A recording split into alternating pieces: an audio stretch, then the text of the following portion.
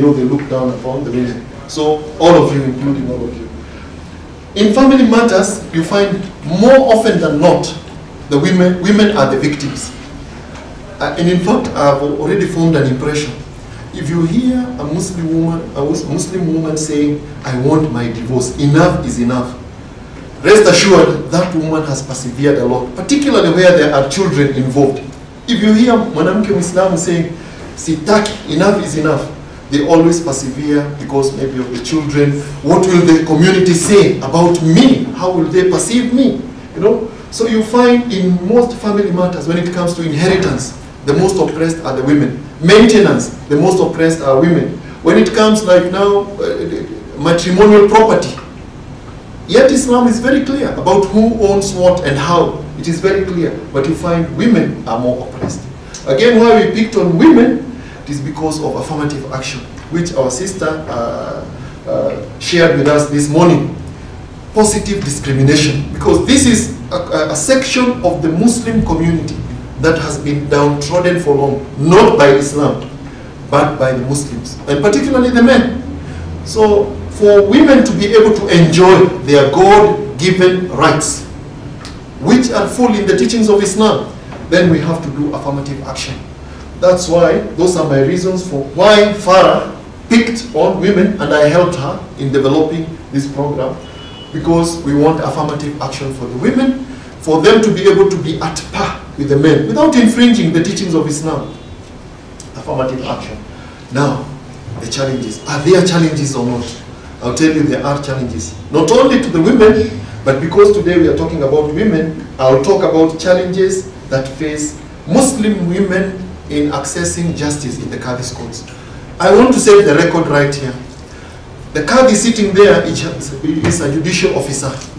He doesn't take sides. I've appeared before them for the last 17 years. I think I'm the only advocate who appears so many times before the Qadhi's courts, because I have a lot of respect for the Qadhi's courts. Maybe it's by virtue of my training also. I'm trained in Sharia also.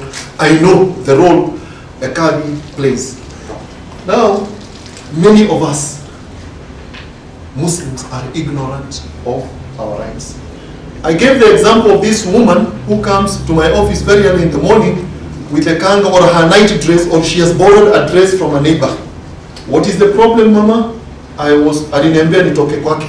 He told me to leave his house, and he gave me a talak last night. Mama, you're supposed to go back to your house. No, no, no, that is his house. Just get me an order from the Qadhi to allow me to collect my clothes and my children. Poor her.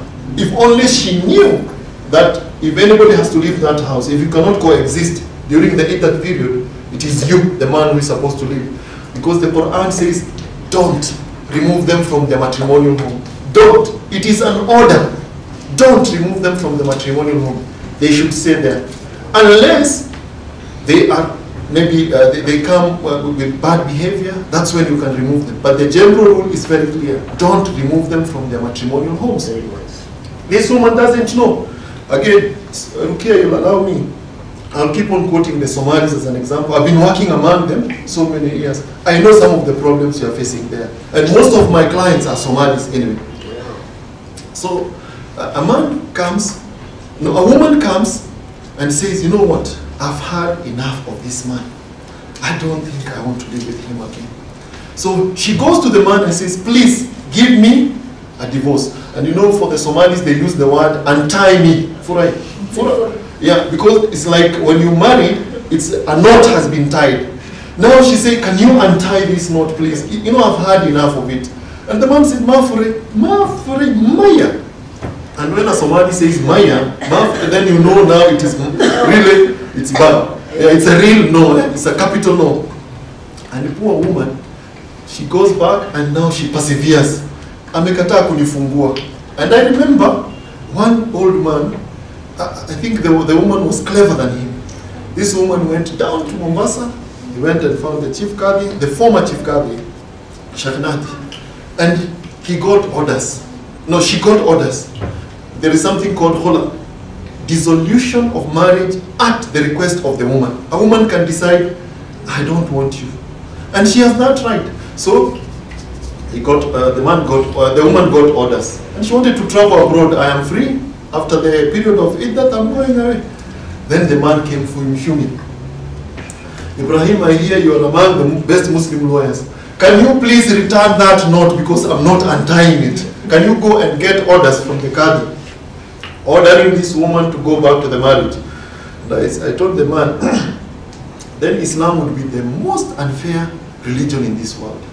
That it can order somebody, after looking at the evidence and listening to the litigant here, I hereby order Madam so-and-so to go back and live with the husband. You know, you're not a goat to be tied there. You are free. And I give them the example of a woman who went to the Prophet ﷺ and said, my husband is very good. In fact, she praised the husband. Very good. Hana kasoro yote. But I don't feel like living with him, period. The Prophet did not ask her, can you give evidence as to how bad he is? One simple question. Are you ready to return what he had given you as mahar? She said yes. What was it? It was an orchard, a garden. She returned it, and that's also all.